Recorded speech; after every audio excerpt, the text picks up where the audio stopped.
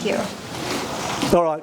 Go ahead. Thank you to the next speaker. He's going to talk to you about a step-by-step guide to success. And I think that probably one of the things to remember about the step-by-step guide to success is getting the best plant you possibly can. So from the nursery to establishment in the field, you've got to give everything the plant can possibly want. And the hardest part is making sure they get through the first year. And I'd just like to say that following Troy's is a difficult task because he's spelled it all out. And I said to him at the lunch break, I could just get you all to shoehorn the word eucalyptus into what he's talked about wax flower, but from our perspective, we do things a little bit differently, so I'm happy to keep going and share. But what he said is, I couldn't agree more than what he said all the way through. It's perfect perfect information for you to get wax flower or eucalyptus going. If you get a new plant in the ground, it's got way more chance of something going wrong than a plant that's more established in the field. And how do we nurture them? We have to nurture them through managing weed production, weed competition. How much irrigation do we give them? What are the pests and diseases we're likely to get? And how do we manage nutrition? And this is all in the establishment phase. And it usually, you'll get a plant established in about 12 months in the field, but I don't suggest you start production in that time because I really do feel you need to get good root development and a sound canopy, which is your photosynthetic platform, before you start going and pruning. But if you are looking to get them established in that time, size of the plant, quality of the plant, no girdling, the climate and microclimate of your site, and selecting the right plant for the location. You've spent the morning, and I've started to understand all the differences that you have on the islands of Hawaii. I went to Kona yesterday and got sunburnt. I come over here and I want to go to Walmart to buy a raincoat for tomorrow. Sorry, no raincoats, all sold out. So, you know, and going up hills and down dale, it's very, very different to what we have. You really need to prepare your site properly. I've made heaps of shortcuts before, and all you're going to do is just try and play catch up all the way down the track. So no shortcuts at site preparation. In most cases, your trees, your eucalyptus plants will establish well. Again, I need to reiterate this, that your planting stock is healthy, no girdling, stuff like that. The weather's not too extreme. Like, we can't really plant in peak summer because we're having days at 105. We possibly can if we really have to, but we're doing it in the autumn, you call it the fall, and we do it in the spring. And we're mild enough where I live to even establish plants and get them in the ground at least in the wintertime. We don't expect them to grow too much, but we can get them. We got the soils right. And in preparation for this, I'm trying to understand what is the texture classes of soils that you have available to you. And Troy spent time talking about the different texture classes and what to expect from sand, silts and clays. I didn't really address that in this because I think you on your own site are going to know more about that than me. But if any of these things are not favourable, you might find that your plant fails to establish successfully. And what are the ideal sites? This is typical. I left Australia and just before early January, just post-Christmas, southern Australia was on fire. And in the state of Victoria, there was 4 raging bushfires that were just wiping out the landscape as we watched it. And we could see it on television. It wasn't in our state of New South Wales, but it does happen in our state very regularly. So what I wanted to talk to you about when you're looking at ideal site selection or site conditions, you know, with wax flower, you're looking really specifically at copying these Mediterranean site conditions and really considering where Geraldton is on the map of Australia to grow Geraldton wax. But eucalyptus can be very forgiving. And like I said, I've seen them in Greece, I've seen them in Spain, I've seen them in France, I've seen them in the streets of California and all over the place. And like I said, it reminds me of home, heart on hand, hand on heart. I just think, oh, there's a gum tree. I want to go and give it a big hug. But eucalyptus is shown to be very adaptable in cultivation, and you consider the successes where they grow it commercially, all over the place. So this is to put things in context of the 3 species that you're interested in growing. This is where they come from. So I'll just come over here and show you Sydney, big town, there's 5 million people, Newcastle, big town, and I'm in here. This region called the Central Coast, and this area, the tablelands, central tablelands, is this dividing range. We're up and over the dividing range, and these are the 3 plants. The average annual rainfall is 30 inches, and that's been declining in this region for the past 30 years. And when you look at maximum winter temperatures, they're pretty low, 44, and maximum 91 to 93. But in this area also, you're getting more than 15 days per year, and that's increasing as the years go by, more than 15 days per year where the temperatures are exceeding 100 degrees. And the average elevation is about, conversion, 450 metres. There you go, feet, you got it. So Australia's flat. That's the high point for us. And this is what they look like. This is Eucalyptus polyanthemos, which looks nothing like you see. Absolutely so different to that round leaf tree you see in the pot there. Eucalyptus cinerea is 14 or 15 metres tall, feet, you'll have to do the math. And the scruffy looking pulverulenta, growing from a basal woody stock called a lignotuber. That's what these trees look like in the wild. So if you're preparing the site, these are the things that I look at. The best soil types, sandy loams. It's got everything to do with how you manage irrigation, you know, how tightly moisture is held to clay, which Troy talked about. Well drained, vitally important, because these trees hate sitting in waterlogged soil. And waterlogging leads to root disease. So if you do have soils that you might get a little bit of moisture, you might consider making some mounds, or even expensive to install subsurface drainage. And again, touching on what Troy said this morning, if you have to make so many amendments to the site, do something different. Choose something different. Or how much of a modification do you have to do to make it commercially viable? Because at the end of the day, we want to do this to make money. I mean, I love it because I love plants, but I also need to put food in the mouth of my growing children. And so, do you deep rip? The suggestion in Australia on some of the soils is that you do use a chisel plough and work with the contours of the land, which is pretty flat. But by deep ripping, you're getting root penetration. So when we put these big bottom tubes in, they can get into that deeper soil, particularly in our drought conditions. If you mound, you can put them up here.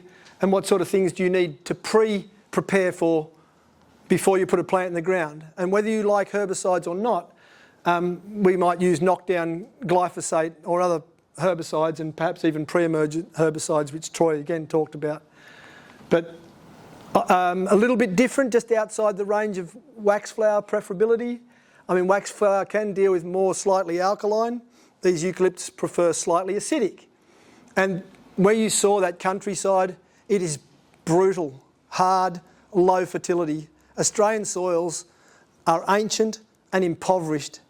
And the first thing that agriculturists did was put tons and tons of fertiliser per hectare, or tonnes per acre. And if you've got residual issues of previous agricultural practices on your land, you really need to take that into consideration. And at our place, citrus. In our place, history of phosphorus. Now, for us to establish our proteaceae, we had difficulty with the phosphorus at the level it was. Eucalyptus, it's not particularly fussy. And if you take all those points into consideration, what amendments do you need to do to start your planting? Now, what amendments need to be done? Soil analysis, I would suggest, straight up. And again, I like to use this expression. The guy who does my soil testing is a genius. And he said, Jeremy, you've got to make the unseen seen. If you're going to make decisions about your long-term investment in your farming, you don't just chuck a plant in, walk away, set and forget and go, she'll be right, mate, all good. That's a good Australian expression, by the way, she'll be right, mate. You've got to do this. just quickly looking at this, if you know anything about soil, that's ridiculously, horribly acidic. And before I started planting, I was about to plant into that ground. He goes, you've got to do some serious amendments. And when you look at the available nutrients, all these extremely low except for phosphorus and copper. And his interpretation, which means it really easy for a simple person to interpret a soil test result, he puts the explanation. And he says that if you plant, growth is likely to be seriously depressed. And when I read this, I was seriously depressed. But he says that large applications of soil building are needed to amend, and the potential response to nutrition addition is greater than 90%. And I can tell you straight up, when I followed the recommendation and I made the unseen scene and I started following this, we started turning this big ship around in the harbour and heading it in the right direction. And the response was 90%. It was fantastic. You know, you've got to take this into account. And why does this matter?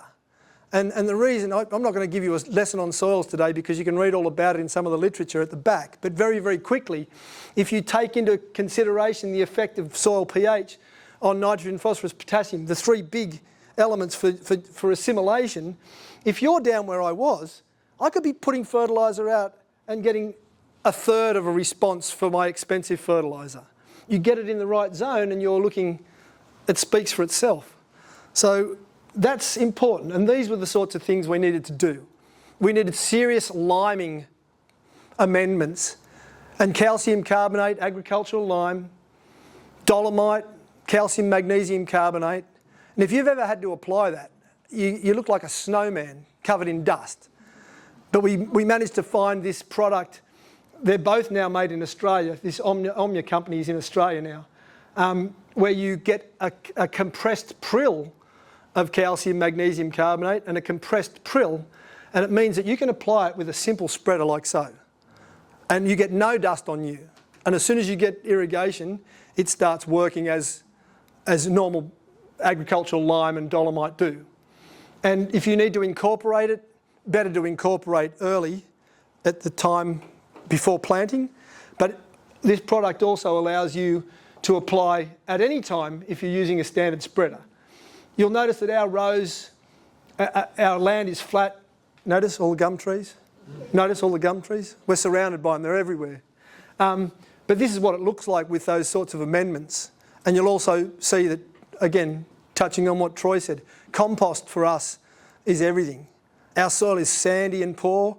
We put compost down at about 100 depth, and we use the calci prill and mag prill, and then we rotary hoe afterwards and put all that in, and we're ready to go. And that's prior to that, we've already used a chisel plough to rip our lines where we're going to plant. Troy makes their compost. I can't make enough compost because I'm not there all the time. I'm 3 days teaching, 4 days on the farm. I leave in the morning and say farewell to all my love and feeling of home, come back in the afternoon and try and pick up where I left off, and people go, how do you do it? Well, I love doing what I do. And this is the sort of product we get, and this is going to be put down on this ground here. This has been pre-prepared. We've used knockdown herbicides, and I think the important thing is if you're going to use herbicides, you want to be mindful of building up herbicide resistance. This weed through here, you can see, is spotted up through here. It's a botanical name, Consia. It's called fleabane, and that's glyphosate resistant in Australia.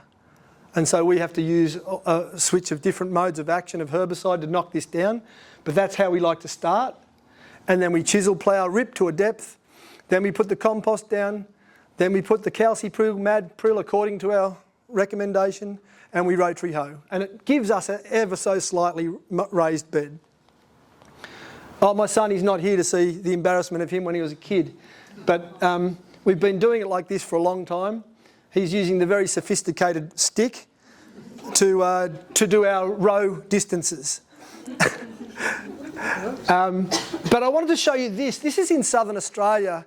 That was our last Wildflowers Australia conference, and we visited this farm. Look how flat it is.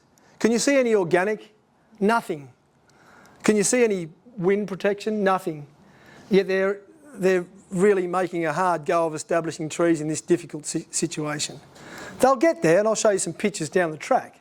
But if you can put compost, and Troy, I love, and you've got to take what he talked about, this soil microorganism activity, you get that right and you'll just see your plants thanking you. The organic in the soil is everything. Do we irrigate? We irrigate pretty similar to what Troy does. The issues that influence our establishment is we can go from drought to flood. And August in 2025 was our wettest August in 167 years, the wettest August on record. And it was like, my plants are drowning. So I just turn the irrigation systems off and don't let them run. We run them with controllers that we set the timers for seasonality, and we can drop them back. We're just using Hunter nodes, and we just control them and just drop back the percentage from 100% when we were irrigating back to whatever percent.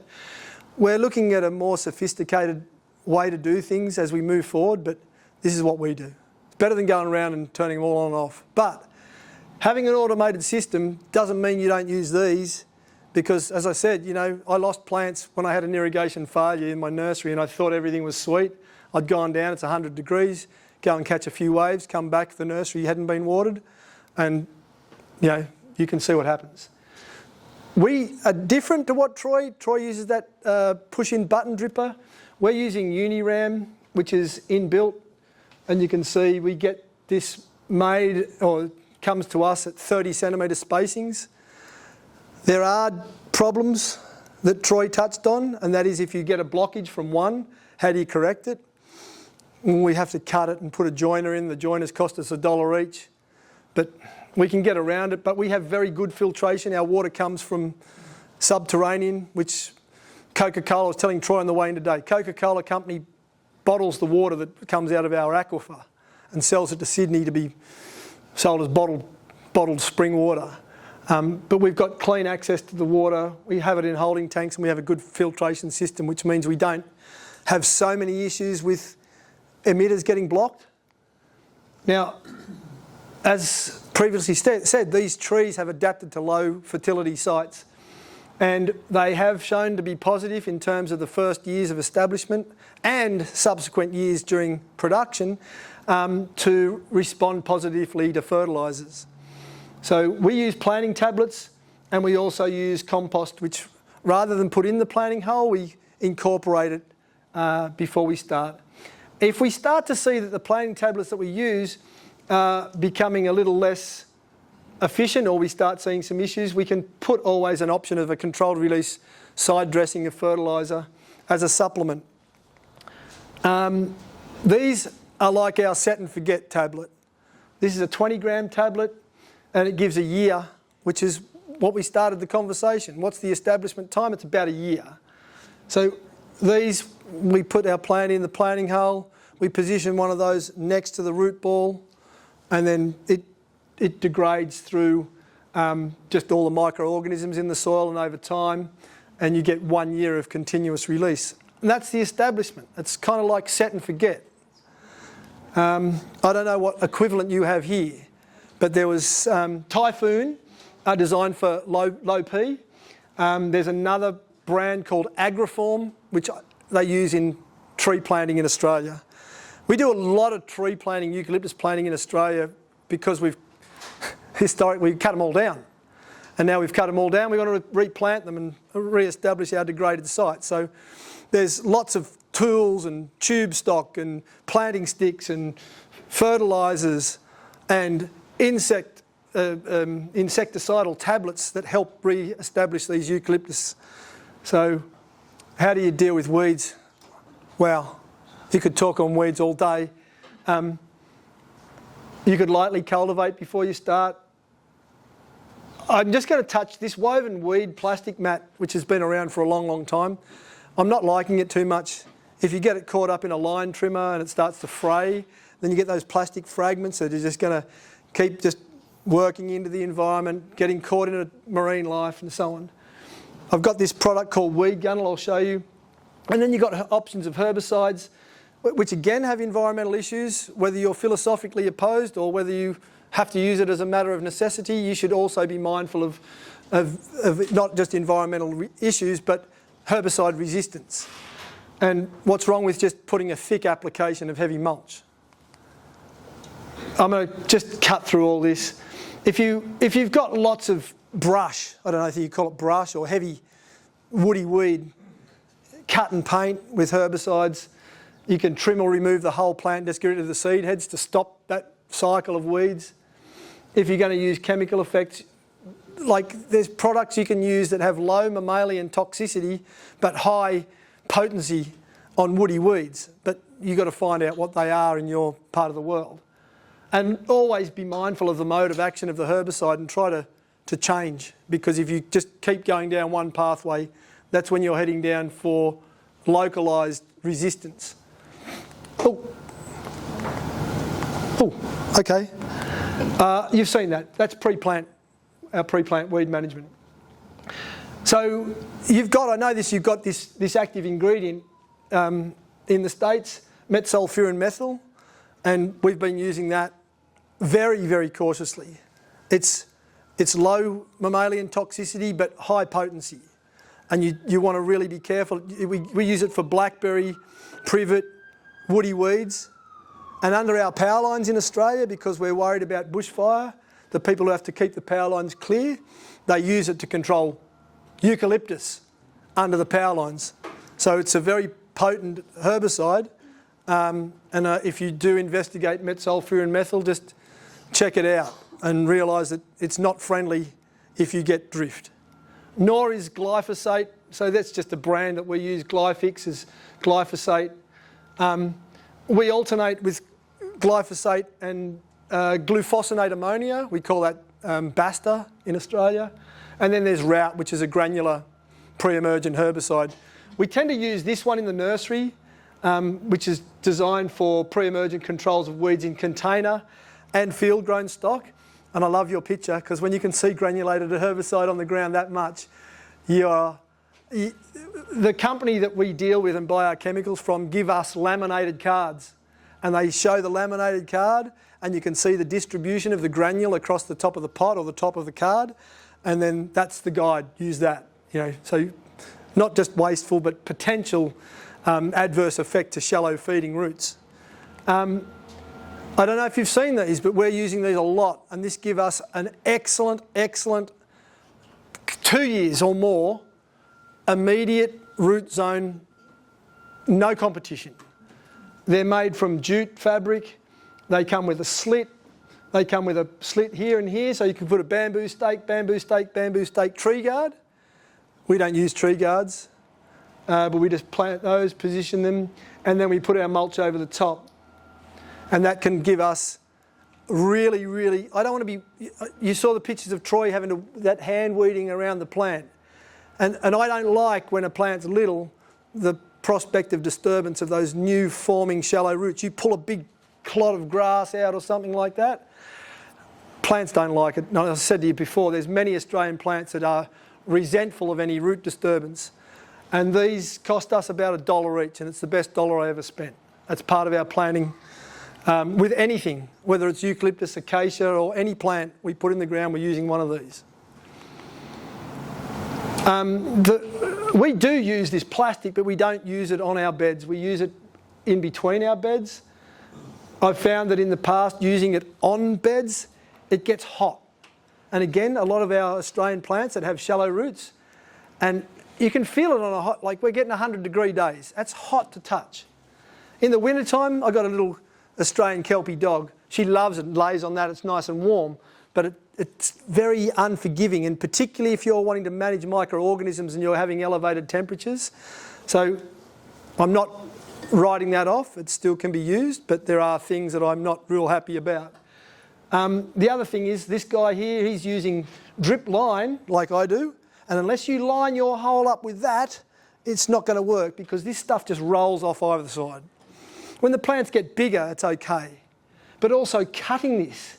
If you cut it, you pull it, it's like unravelling a woolen jumper. It'll just keep coming and coming, you just keep trying to get rid of it. So if you're going to do it, burn it, then you've got burning you get the smell of burnt plastic.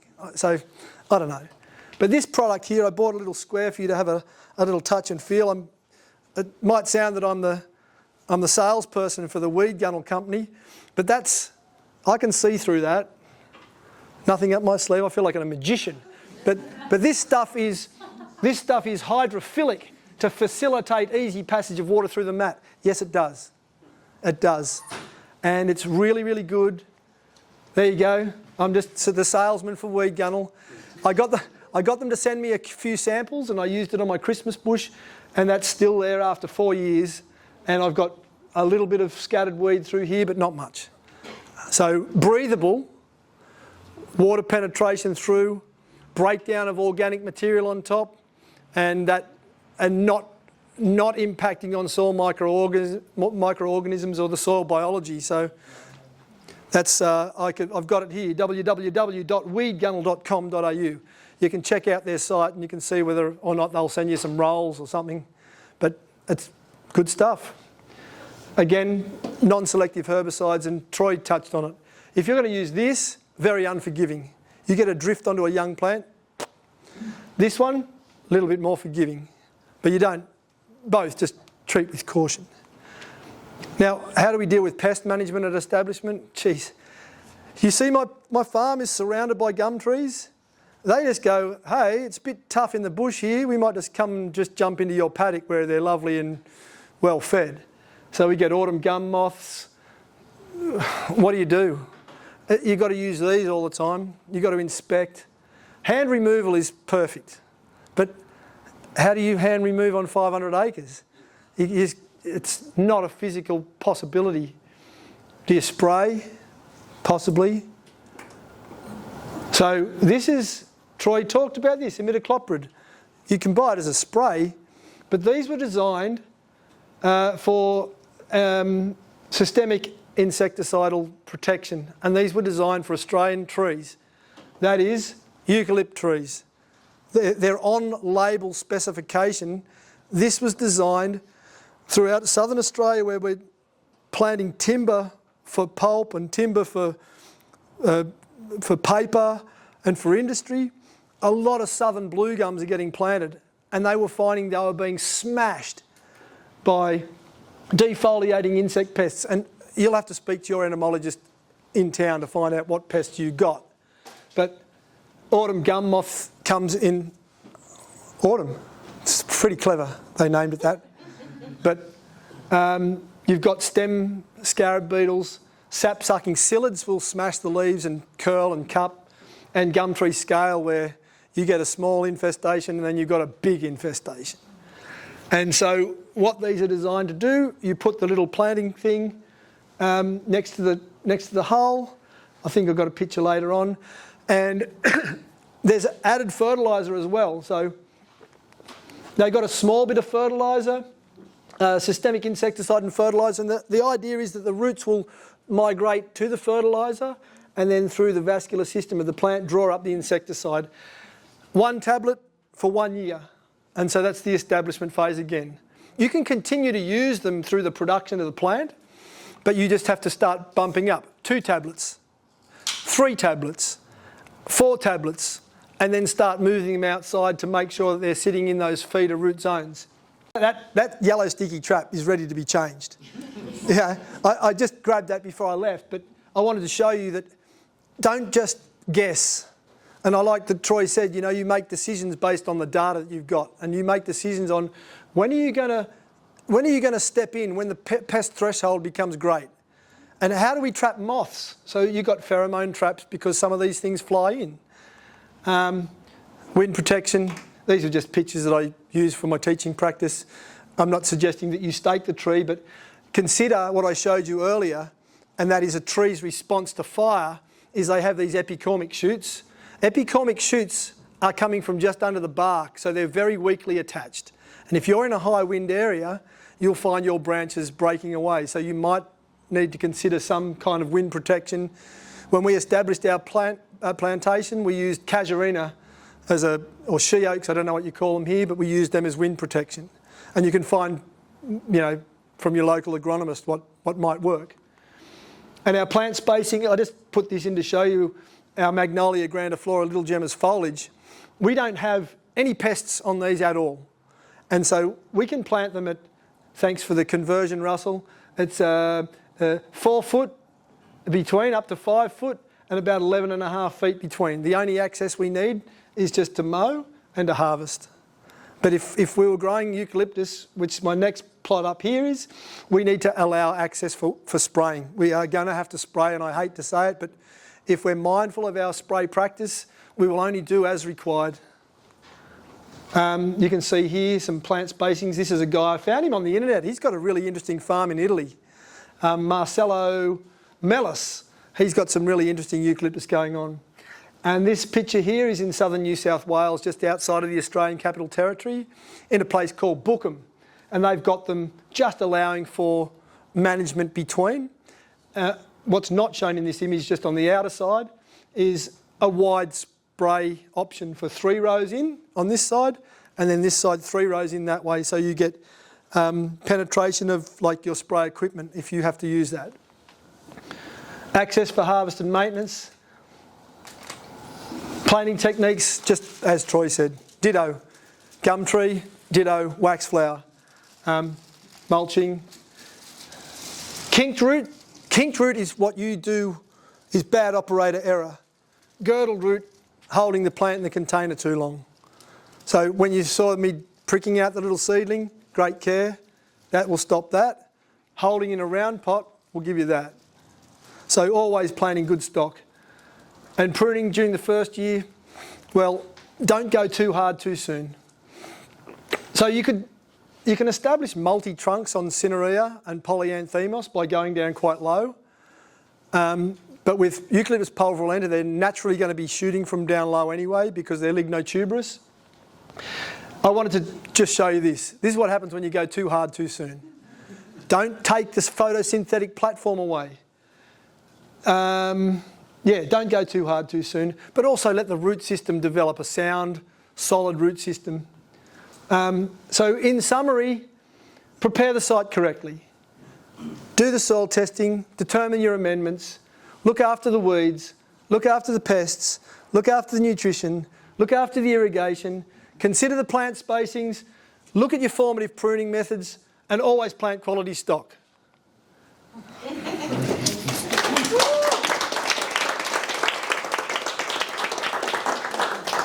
Wow, that was a lot of information. That was a lot of information in a short time. Yes. And that's a gum tree too, by the way. That's taken on the top of Red Hill in Canberra, looking out over the national capital as the sun goes down. Any questions? Troy? He's already used his quota. The weed gunner versus the jute. So is it the same company that does? No. No, okay. And why? And which does what differently? So jute is like a little blanket. So it's a thicker mat. You've got to make sure that you keep your irrigation running through that. It will get through, but it stays moist way longer.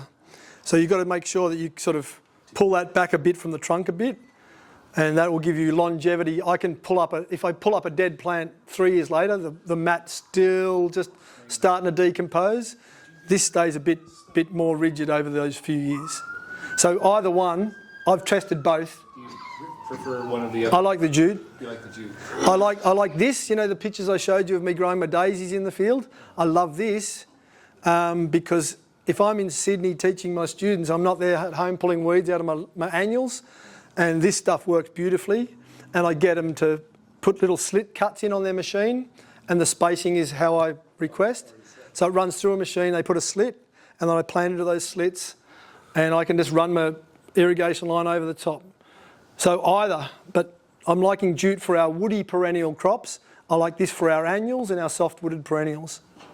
And like, that's, you know, I've sent this over, you can have a little touch and feel and see whether you can get that over here, but that's what the weed gunnel is.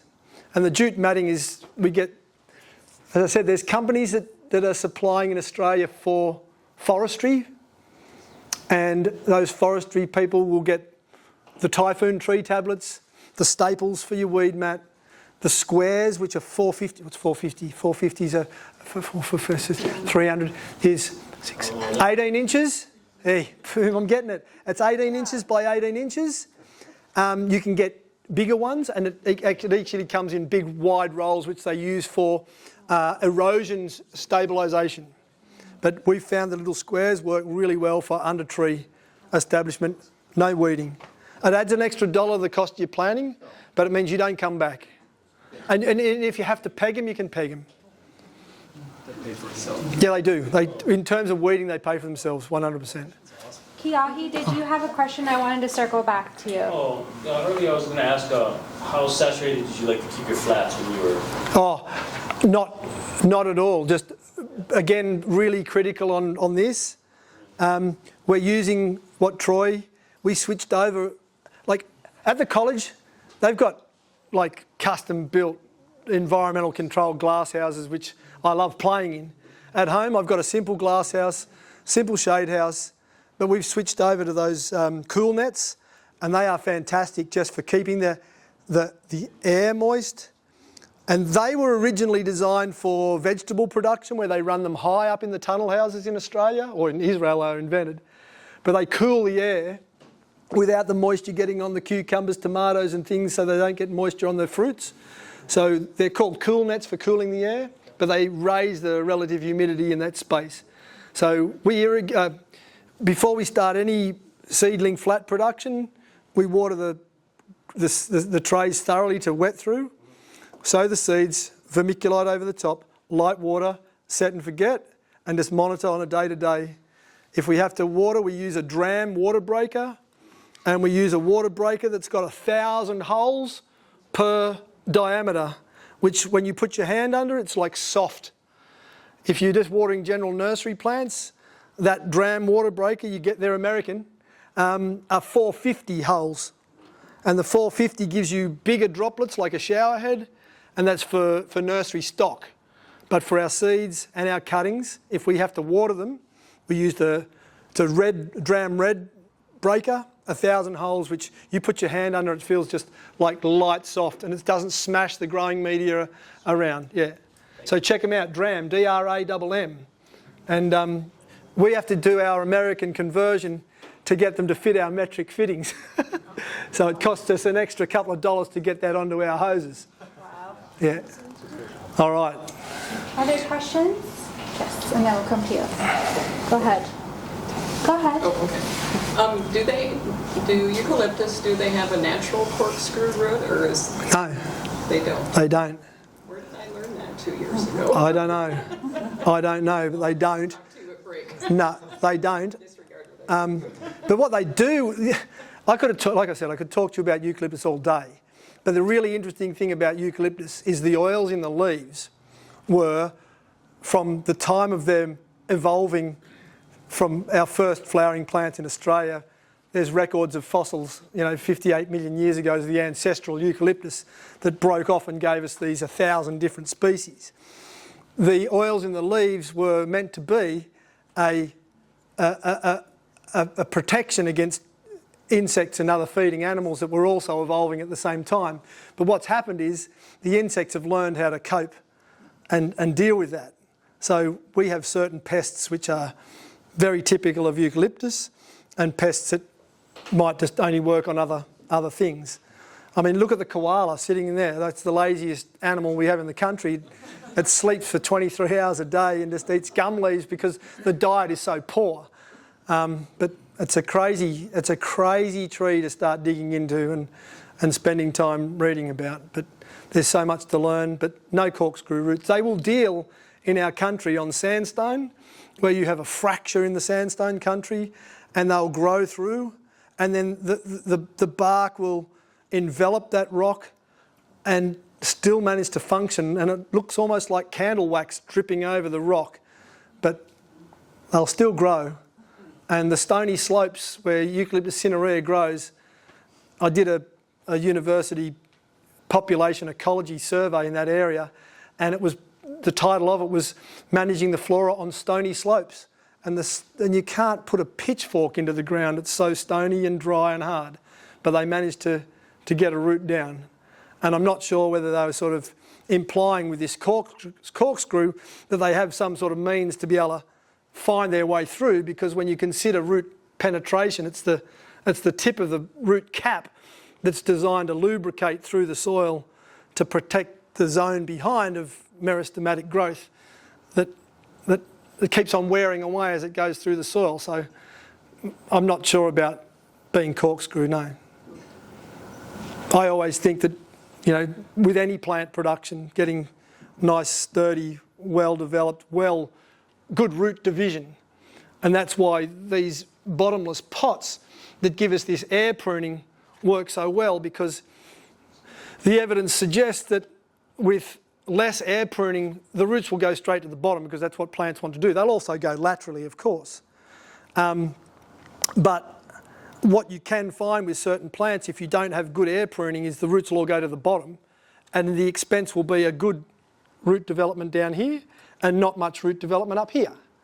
And so we like to plant, when you take a plant out, we want that root ball about 85 to 90% of that being good non-girdled root mass. So you can handle it in the field and plant it without it falling apart and then compromising the really good roots that might be there. So, hello? You had a question? I have the same problem. So is it because possibly we're using the circle ones? Yes. Because I have the circle types, so to be helpful, could I cut the bottom? No. I gotta use.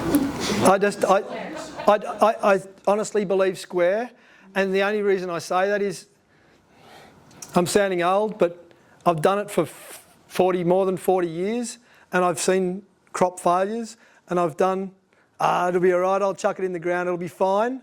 And then you come along in some years down the track when the crop has failed, and you pull it up, or you get a machine and pull it up, and you'll see that the root mass has never got any more advanced than that.